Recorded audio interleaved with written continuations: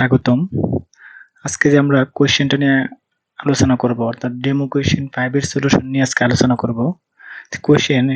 এই কোয়েশ্চেনের প্রথম 3টা কোয়েশ্চেন ছিল রিটেন এক্সাম অর্থাৎ যেগুলো নরমালি প্রত্যেকটা ইন্টারভিউয়ার এক্সপেরিয়েন্স থেকে অভিজ্ঞতা থেকে লিখতে পারবে।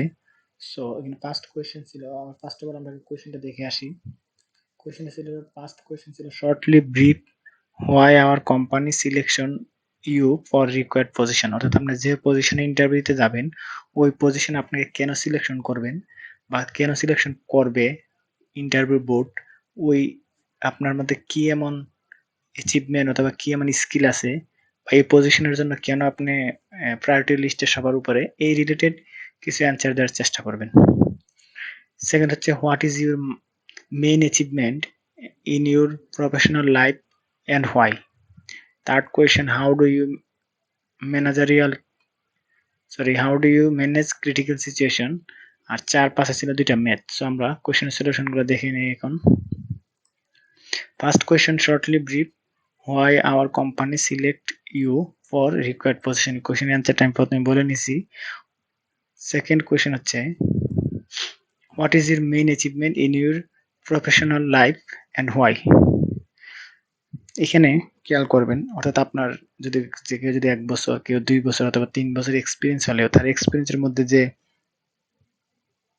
সবচেয়ে যে ভালো অ্যাচিভমেন্ট, যেটা খুবই গুরুত্বপূর্ণ অথবা যে পজিশনে থাকা অবস্থা অথবা যে অবস্থায় থাকা অবস্থায় আপনার এটা অ্যাচিভমেন্টটা ওই আপনার প্রফেশনাল লাইফে খুবই গুরুত্বপূর্ণ ছিল, এমনকি ওই অ্যাচিভমেন্টের জন্য যদি কোনো কোম্পানি লাভবান হয়ে থাকে ওই রিলেটেড কিছু অ্যাচিভমেন্ট থাকলে সেটা সম্পর্কে আপনারা লিখবেন। থার্ড কোয়েশ্চেন হচ্ছে how do you manage critical situation, অর্থাৎ আপনি যদি ফ্লোর হ্যান্ডেল করেন তাহলে ফ্লোরের যদি কোনো ক্রিটিক্যাল সিচুয়েশন ক্রিয়েট হয় সেটা কিভাবে আপনি হ্যান্ডেল করেন, জাস্ট যে কোনো একটা এক্সাম্পল দিয়ে এটার ব্যাখ্যাটা দিবেন। অর্থাৎ আপনার জব লাইফে এমন কিছু থাকতে পারে যেটা আপনি ব্যাখ্যা করতে পারেন যে আপনি কি এমন ক্রিটিক্যাল সিচুয়েশন হ্যান্ডেল করছেন, জাস্ট এক্সাম্পল হিসেবে দিতে পারেন। এটা আসলে ওইখানে কোনো উত্তর দিয়ে এটা মুখস্থ করার মতো কিছু নেই, জাস্ট এটা আপনার অভিজ্ঞতা থেকে নিতে পারেন। কোয়েশ্চেন নাম্বার 4, এটা ছিল একটা mathematical question. If there is a total of 8 hours in a shift, less 30 minutes lunch, 30 minutes for break, 10 minutes for team briefing and 10 minutes for basic maintenance check. If customer demand was 400 units a day and one shift was being run, then the line would be required time to make a part in order to be able to keep up with customer demand. অর্থাৎ customer demand বলতে কিনা tag time বোঝানো হয়েছে, অর্থাৎ tag time related ম্যাথটা। So ম্যাথের just সলিউশনটা আমি কিন্তু ধরলাম। টোটাল অ্যাভেলেবল প্রোডাকশন টাইম ছিল 8 আওয়ার। 8 আওয়ার তাহলে টোটাল মিনিট হচ্ছে 480। এখানে 30 মিনিট ছিল lunch break, 30 minute for break, 10 minute team briefing and 10 minute ছিল machine breakdown. So total available minute হচ্ছে 400 মিনিট। কাস্টমার ডিমান্ড ছিল 400 পিসেস। সো ট্যাগ টাইমের formula হচ্ছে available time by customer demand. Takt time হচ্ছে 400 by 400 অর্থাৎ 1 minute. এই কোশ্চেনের solution হচ্ছে 1 মিনিট। কোশ্চেন নাম্বার 5, এটা একটা mathematical question, floor capacity related. দেখেন কোশ্চেনটা ছিল if A floor has 8 lines, per line machine capacity 30, working out 10, average efficiency 68%, absenteeism 4.5% and item SMB 12.3. Now calculate per day floor capacity. So আমরা ম্যাথের সলিউশনটা দেখে নেই। লাইন ছিল 8টা, পার লাইনে ম্যান পাওয়ার ছিল 30 অর্থাৎ মেশিন ক্যাপাসিটি, ওয়ার্কিং আওয়ার ছিল 10, সো 480 মিনিট, দেন হচ্ছে 4.5% এভারেজ অ্যাবসেন্টিজম, এভারেজ এফিসিয়েন্সি 68%, এসএমবি ছিল 12.3, লাইন ক্যাপাসিটি 760। এখানে অনেক কোশ্চেন থাকতে পারে কিভাবে বের করছেন, এর একটা ফর্মুলা আছে, ফর্মুলাটা আমি বলে নেই। ফর্মুলা হচ্ছে আমার এখানে টোটাল ওয়ার্কিং মিনিট হচ্ছে 30 ইন্টু, ফর্মুলাটা দেখে নেন তাহলে ইজি হবে। দেখেন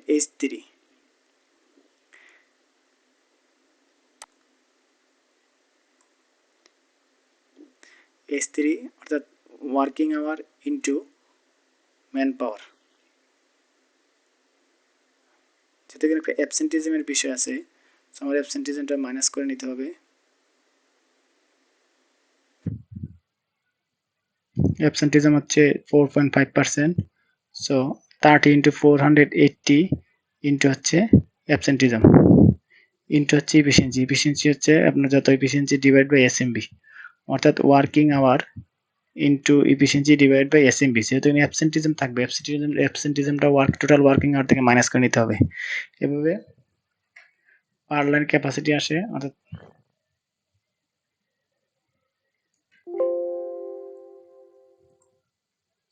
পার লাইন ক্যাপাসিটি আসে 760, টোটাল 8 লাইনে আসবে হচ্ছে 6082 পিস পার ডে ক্যাপাসিটি। আচ্ছা, এখানে ফর্মুলাটা আমি আবারও ক্লিয়ার করে দিই। ক্যাপাসিটি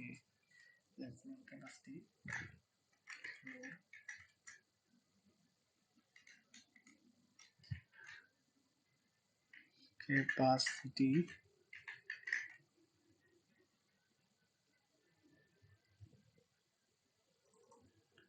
ইকুয়াল হচ্ছে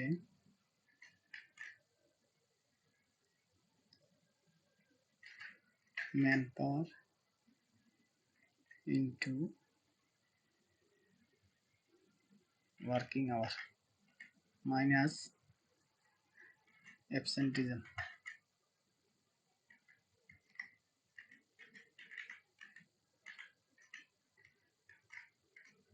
ইন্টু efficiency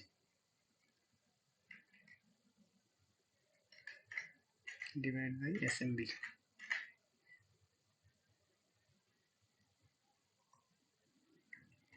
এটা ক্লিয়ার করে নেই। এখানে অ্যাবসেন্টিজমটা যখন মাইনাস করবেন ওয়ার্কিং আওয়ারটা, টোটাল হচ্ছে আপনার টোটাল ওয়ার্কিং আওয়ারের অ্যাবসেন্টিজম মাইনাস করতে হবে, অর্থাৎ আমার টোটাল যদি ওয়ার্কিং আওয়ার 100 আসে, তাহলে 4.5% মানে 4.5 আওয়ার মাইনাস করতে হবে। তাহলে আমি এই অ্যাবসেন্টিজমের সাথে মূলত man power into working hour into অ্যাবসেন্টিজমটা বসাইতে হবে, তাহলে আমার ম্যাথটা কিন্তু 100% রাইট হবে। আমি আবার বলে নিলাম। দেন হচ্ছে আমাদের নেক্সট কোয়েশ্চেনে চলে যাই। নেক্সট কোয়েশ্চেন ছিল how do you apply kanban tools for WIP control, অর্থাৎ যে লাইনে যে ইনপুটগুলো দেওয়া হয়, ইনপুটগুলো কন্ট্রোল করার জন্য কানবান একটা টুলস ইউজ করা হয়, যার মাধ্যমে ইনপুট কন্ট্রোল করলে লাইনে ডাব্লিউআইপি কন্ট্রোল করা হয়। সো এটা বিস্তারিত আপনি জেনে নেবেন। যদি কোনো রিলেটেড কোনো কোয়েশ্চেন থাকে তাহলে অবশ্যই নক করবেন, এটা বিস্তারিত আমি দিয়ে দিব। বাট এখানে সময় কম থাকার কারণে এটার উত্তরটা বা রিটেন এক্সামের উত্তরগুলো ওইভাবে ব্যাখ্যা দেওয়া হয় না। সবাইকে ধন্যবাদ।